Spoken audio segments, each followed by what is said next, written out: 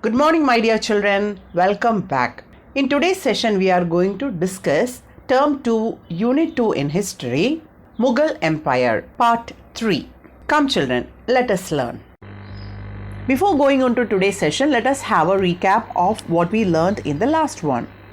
Children, we learned about the rise of a new empire in India with the arrival of the Mughal king Babur. Except for the brief reign of Shesha of Sud dynasty, the Mughal rule lasted from AD Common Era 1526 to 1707. Zahiruddin Muhammad Babur was the founder of the Mughal Empire in India. Babur was born on 14th February 1483 and he inherited Farghana, a small kingdom in the Central Asia, when he was just 12 years old. But he was soon driven out from there by the Uzbeks. After 10 years of adversity, Babur established himself as a ruler of Kabul. In 1505, he took Kabul, then led his expedition towards India. Dilawar Khan, who was Daulat Khan's Lodi son, and Alam Khan, who was the uncle of the Sultan of Delhi, arrived in Kabul to seek Babur's help in removing Ibrahim Lodi from power. Babur defeated Ibrahim Lodi in the famous Battle of Panipat in 1526 and occupied Delhi and Agra. Following Babur's victory in this battle, the Mughal dynasty came to be established in India with Agra as its capital. Babur was succeeded by his son Humayun. Humayun also had other rivals, and notable among them was the Afghan Sher Shah Sur, the ruler of Bihar and Bengal. He defeated Humayun at Chausa and again at Kannauj. Humayun, defeated and overthrown, had to flee to Iran. Humayun succeeded in recapturing Delhi in 1555, but he died in 1556. After overthrowing Humayun, Sher Shah started the rule of Sud dynasty at Agra. During his brief reign, he built an empire stretching from Bengal to the Indus, excluding Kashmir. He also introduced an efficient land revenue system. He built many roads and standardized coins, weights, and measures. After the death of Humayun in 1556, his 14-year-old son Akbar was crowned the king. Humayun's trusted general Bairam Khan became the regent and ruled on behalf of Akbar. Hemu, a general of Sud dynasty, captured Agra and Delhi in 1556. In the same year, Bairam Khan defeated and killed Hemu in a battle of Panipat, that is, Second Battle of Panipat in 1556. As Bairam Khan was murdered in Gujarat, allegedly by the instance of Akbar, who could not tolerate his dominance in day-to-day governance of the kingdom, Akbar assumed full control of the government. He brought most of India under his control through conquest and alliances. Dears, in this session, we will discuss about the more intricate details of King Akbar. Children, now let us learn about the conquest of women rulers. Akbar conquered Malwa and parts of central India. Dears, Rani Durgavati was the ruling queen of Gondwana. She refused to surrender to the Emperor Akbar and fought till the end. A true heroine who took over the kingdom on her husband's death and defied the mighty Mughal army. Rani's governance set an example among all rulers of contemporary and forthcoming times. She was a ruler of valor as well as a patron of art. It was under her regime that the world-famous sculptures of Khajuraho and Kalinjar fort were sculpted. Akbar's defeat of Rani Durgavati, a ruler in the central province, is not appreciated. Since the brave Rani did him no harm, Akbar wanted to expand his empire, so he was never considerate about the rulers whom he was able to defeat. He urged by his ambition to build an empire, Akbar had no consideration for the good nature of the ruler. He did not consider about their nature, but he wanted to conquer more, as he was having the ambition of expanding his empire. Children, similarly, another woman ruler Akbar had to confront in South India was a famous Rani Chand Bibi, regent of Ahmednagar. So another ruler was Rani Chand Bibi. She was a regent of Ahmednagar. The fight this woman put up impressed the Mughal army so much that they gave her favorable terms of peace. So children, Akbar was able to defeat Rani Durgavati, a ruler of the central province, and Rani Chand Bibi, who was a regent of Ahmednagar. Children, it is time for us to learn about the Battle of Haldi Ghati. Haldighati, Haldi Ghati. Children, Haldi Ghati is a mountain pass at the Aravali range of Rajasthan in western India. The name is originated from the turmeric color yellow soil of the area. Haldi is turmeric. The Battle of Haldi Ghati was fought on 18th June 1576 between the cavalry and the archers supporting the Rana of Mewar, Maharana Pratap, and the Mughal Emperor Akbar's forces led by Man Singh I of Amber. Akbar defeated Rana Uday Singh of Mewar and captured the fort of Chittoor in 1568 and then Ranthambore in 1569. So Akbar was able to defeat Rana Uday Singh of Mewar and he captured the Chittoor fort in 1568, then the Ranthambore in 1569. In 1576, he won over Uday Singh's son Rana Pratap at the Battle of Haldi Ghati. Children, even though he was defeated, Rana Pratap was defeated, he escaped on his horse Chetak. The horse name was Chetak and continued his fight, leading a life in the jungle. So he was in the jungles, he was hiding or taking refuge in the jungle and he was fighting back. The memory of this gallant Rajput is treasured in Rajputana and many a legend has grown around him.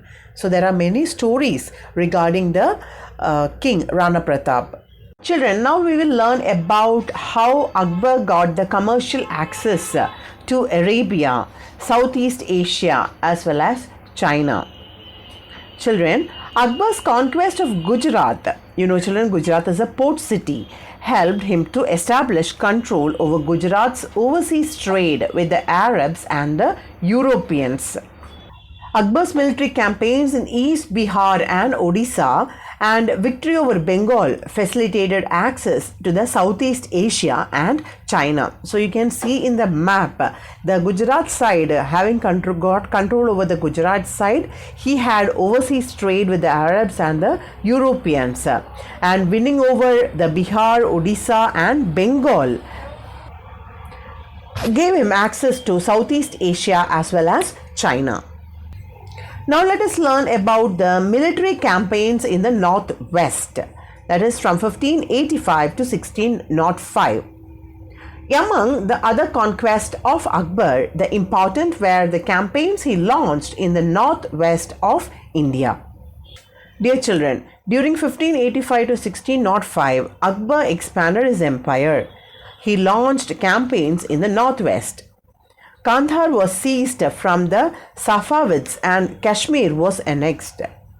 Kabul was seized after the death of Mirza Hakim. Afterwards, Akbar started his campaigns in the Deccan and soon he was able to annex Berar, Khandesh and parts of Ahmednagar. Children, Akbar added Kandahar, Kashmir and Kabul to the Mughal Empire.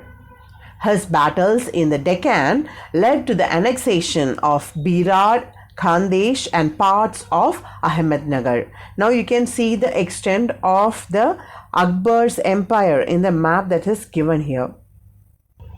Children, on the map you can find the extent of the Mughal Empire at the time of Akbar's death. You can see under the Mughal Empire extended from Kashmir in the north to Godavari in the south and from Kandahar in the west to the Bengal in the east.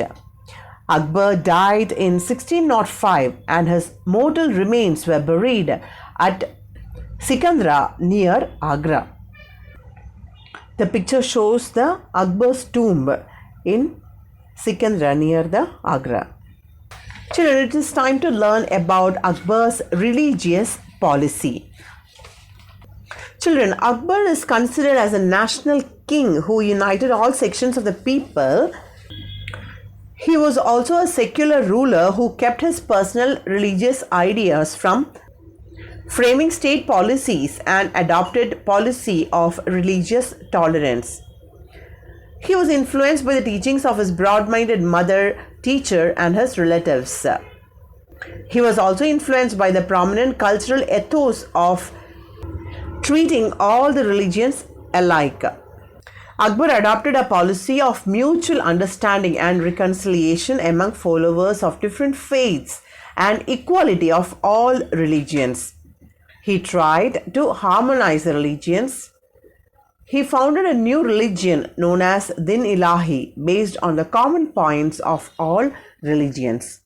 Akbar, realizing that the gains of affection would be more enduring than the gains of the sword, made all-out efforts to win the goodwill of the Hindu nobles and the Hindu masses. He knew he could achieve more with affection than with the sword.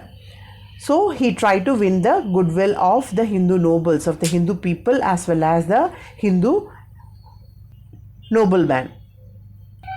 He abolished the jizya or the poll tax on non-Muslims and the tax on Hindu pilgrims. He was able to abolish the taxes on Hindu pilgrims as well as non-Muslims. He also married a girl of a noble Rajput family. Later he married off his son to a Rajput girl as well. So he was married to a Rajput family as well as he married off his son also to a Rajput girl. He appointed Rajput nobles to important and top positions in his empire. Raja Man Singh of Jaipur was sent as a governor of Kabul once. So he trusted the rule of his provinces among the non-Hindu people also. Dear children, Akbar treated all the religious groups fairly with generosity of spirit. The Sufi saint Salim Chishti and the Sikh Guru Ramdas received Akbar's utmost respect and regard. So he treated Sufi saint Salim Chishti and Sikh Guru Ramdas equally. Guru Ramdas was gifted a plot of land in Amritsar where the Sikh shrine Harmandir Sahib was later built. So Harmandir Sahib is a shrine and it was built in the place gifted by Akbar to Ramdas. In Ibadat Khana, a hall in the new Fatehpur Sikri city constructed by Akbar, scholars of all religions met for a discourse. So there in the Fatehpur Sikri, Ibadat Khana, a hall was there and people of all the religions would meet there. Scholars, learned people from all the religions would meet and they would have a discourse, that is a discussion, open discussion about the different religions. The Harmandir Sahib temple is also known as the Golden Temple. Golden Temple you would have heard of, isn't it children? It means abode of God. The Golden Temple is spiritually the most significant shrine in Sikhism. The Gurudwara was repeatedly rebuilt by the Sikhs after it became a target of persecution and was destroyed several times by the Mughal and the invading Afghan armies. Children, in his eagerness to learn about different religions, Akbar built Call of Prayer at Fatehpur Sikri in 1575, known as the Ibadat Khana. At this place, he invited selected mystics, intellectuals, and theologians and held discussions on religious and spiritual themes. He invited scholars belonging to various religions such as Hinduism, Islam, Zoroastrianism, Christianity, and even atheists. Atheists are the people who do not believe in God. He conducted religious debates with these people. The results of the discussions at the Hall of Prayer led them to